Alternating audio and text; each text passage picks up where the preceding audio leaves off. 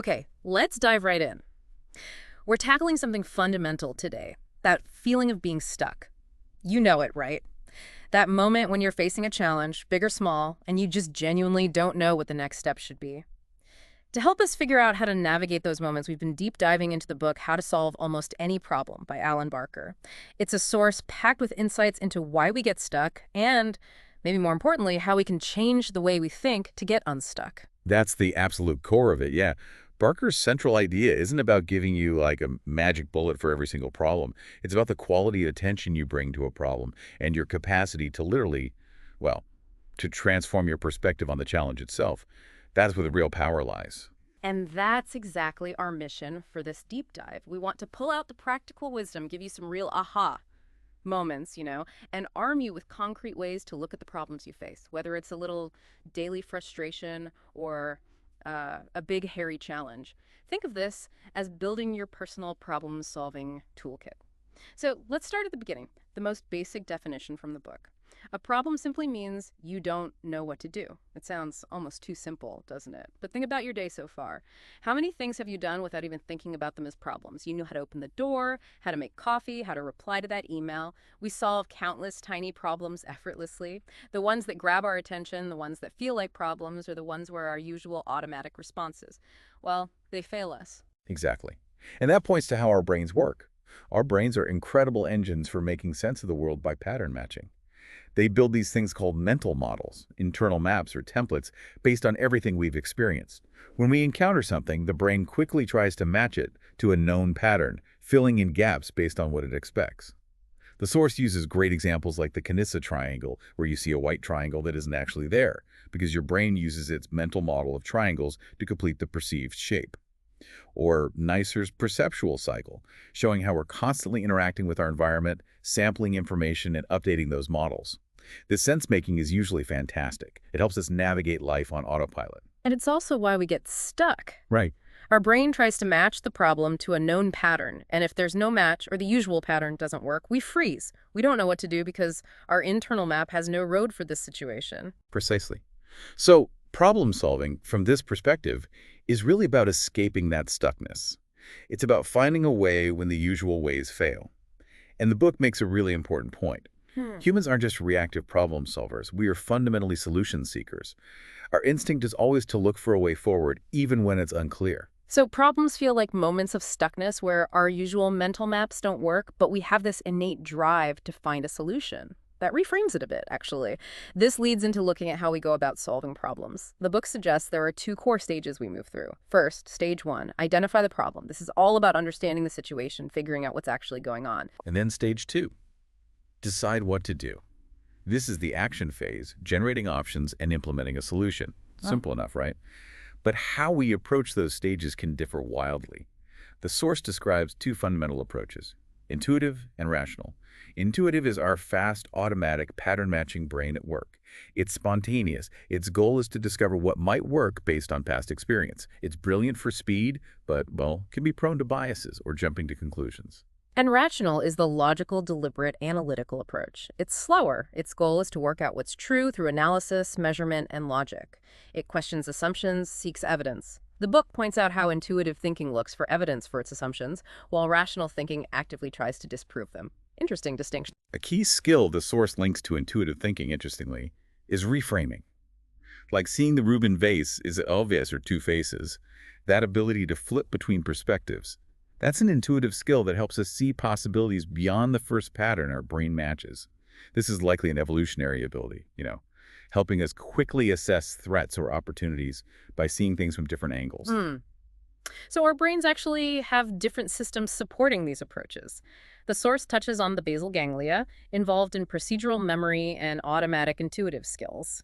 The limbic system, our emotional core, including the amygdala, that's the alarm system, right? Yep. Heavily influencing intuitive responses and action, and the neocortex, where rational, deliberate thought happens. Yeah, the takeaway here isn't deep neurology, but understanding that these systems work together and sometimes against each other, depending on the situation. Which brings us to emotions. The book points out that emotions like anger or fear, while uncomfortable, are actually fundamental tools. They're signals from the limbic system triggering responses fight, flight, or freeze that are designed to make us act. But here's the crucial part.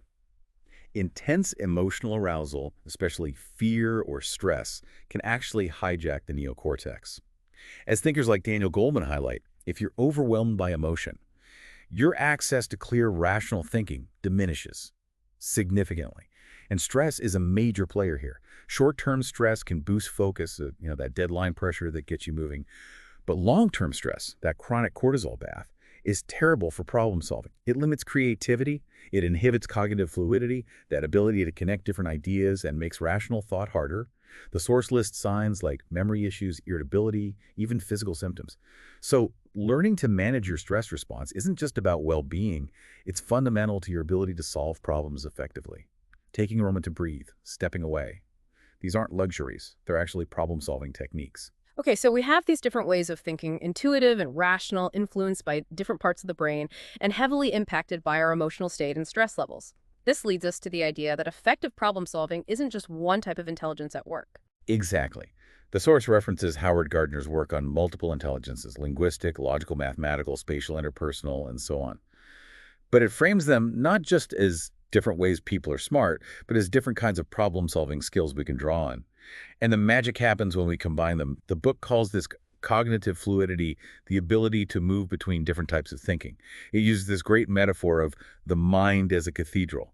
The crypt is where our unconscious, intuitive pattern matching happens. Down deep.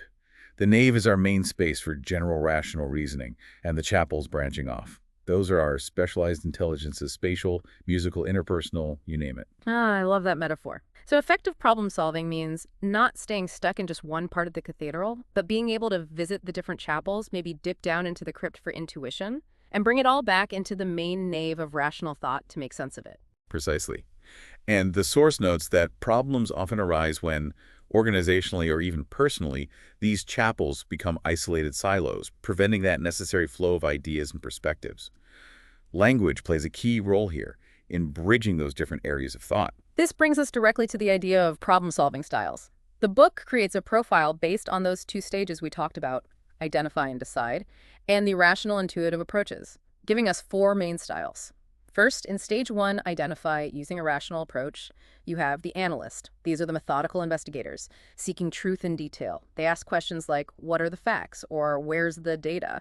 They want to understand things thoroughly. Then, in stage one, identify using an intuitive approach, you have the explorer. These are the curious, spontaneous thinkers who challenge assumptions and look for novelty. They ask, what if? Or how else could we look at this? They like to play with possibilities. Moving to stage two, decide, with a rational approach, you find the engineer. These are the systematic implementers, focused on making solutions work efficiently. They asked, how can we build this? Or what's the most effective path? Very practical, results-focused. And finally, in stage two, decide. With an intuitive approach, you have the designer. These are the creative visionaries looking for elegant, big-picture solutions. They ask, what would be the ideal outcome? Or how could this be beautiful, or simple, or elegant? So you can probably hear yourself in one or two of those descriptions, right? Maybe you naturally lean analyst, engineer, methodical, and focused on implementation. Or perhaps explorer, designer, creative, and big picture oriented. The key insight here isn't just knowing your preference, though. It's understanding that effective problem solving, especially for complex challenges, requires versatility. It often means drawing on skills from different styles. If you're a natural analyst, you might need to consciously tap into explorer-like curiosity when you get stuck in the details. If you're a designer, you'll need some engineer thinking to actually make your vision happen. It's about balance. And knowing your style helps you identify your blind spots or areas where you might need to collaborate with someone who has a different strength. It's about building a more complete problem-solving approach, not just relying on your default setting all the time. Okay, moving from how we think to something even more fundamental according to the source, how we relate to the problem, the powerful concept of ownership. The book argues this is absolutely critical for our sense of control and overall well-being. It links this beautifully to Stephen Covey's circles of concern and influence. Remember those? The circle of concern is full of things you worry about but can't control: the news, other people's actions. The circle of influence contains things you can impact. The book's point is that feeling in control increases as you take more ownership of problems, effectively moving them from your circle of concern into your circle of influence. The source maps out 4 levels of ownership, showing a progression in how we engage with challenges. The lowest level is blame. This is a reaction, pointing outwards, putting the problem squarely in the circle of concern. When something goes wrong and the cause isn't immediately clear, our default can often be to assume negative intent and assign blame. It's easy, but unhelpful. Next is resistance. This is also reactive, but it's pointing inwards, still largely in the circle of concern. You feel stuck, you know something needs to change, you might even want to act, but something holds you back. The book suggests this is often linked to a threatened fundamental need, like security, status, competence, or even meaning. Understanding which need is threatened can help you understand the source of the resistance. So, blame and resistance are essentially states of feeling powerless and reactive, feeling like the problem is happening to you. What comes next? The shift begins with responsibility. This is proactive. You are now operating within the circle of influence. It's taking action, whether that responsibility is assigned to you or you choose to take it on. It's a kind of contract, really. The source acknowledges the perils here, problems with unclear goals, lack of support, feeling overwhelmed, or questioning what's in it for me. Responsibility isn't always easy. The highest level is commitment. This is deep within the circle of influence. These aren't just problems you have to solve. They are problems you actively want to have or even create. These are the book's constructed problems. You're fully engaged. That feels like a really fundamental insight. The journey from blame and resistance to responsibility and commitment. It's moving from problems happening to you to problems you actively engage with and even create. You move from feeling like a victim of circumstance to an agent of change. That's powerful. And this brings us to that key distinction the book makes.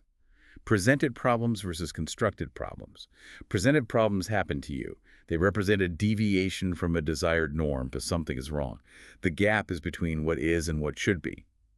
They often cause stress, and the natural inclination is to react, fight or flight, to remove the problem. Think of a machine breaking down, a crisis, something unexpected landing on your desk. And constructed problems. They are created by you. They're challenges or ambitions, framed not as what's wrong, but as what do I want to achieve or how can I. The gap is between what is and what could be. They tend to generate creative tension rather than stress, and the solution involves moving towards that desired future, building a new product, learning a skill, creating a work of art. These are constructed problems. And the book notes that sometimes a presented problem can actually transform into a constructed one. Is that right? You start with something unexpected and frustrating, but by taking ownership, you decide to turn it into an opportunity to create something better. Exactly. It's about that shift in perspective and ownership. Now, how do we get a handle on these different types? The source introduces the idea of problem structure. Any problem can be described by its C's. Initial conditions, where you are, goal conditions, where you want to be, operators, the actions you can take, and constraints, limitations or rules. When all four of those elements are clear, you have a well-structured problem. Think of a jigsaw puzzle. Clear starting pieces, clear finished picture, clear rules for joining pieces, clear boundaries. The book notes a potential pitfall here, the curse of the right answer. Because there's often one clear solution, we can get stuck in rigid thinking. Sometimes, deliberately loosening the structure can help find alternative solutions. When one or more of those elements' initial state, goal, operators, or constraints are unclear, you have an ill-structured problem. Things are fuzzy. Okay, so if we combine presented versus constructed with well-structured versus ill-structured, the book gives us the problem matrix, sorting problems into 4 categories. A very useful visual. Top left, puzzles. These are presented and well-structured.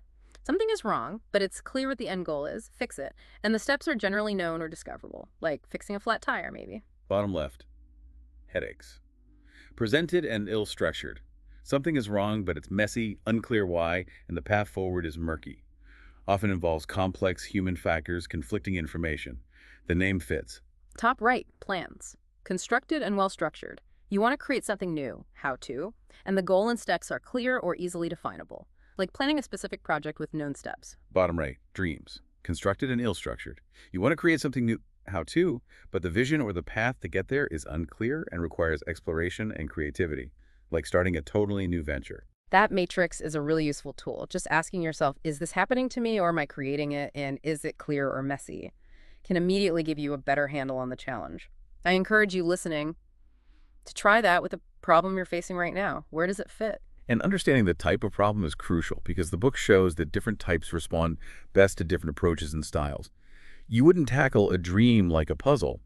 For puzzles, presented, well-structured, the goal is to close that gap between what is and what should be.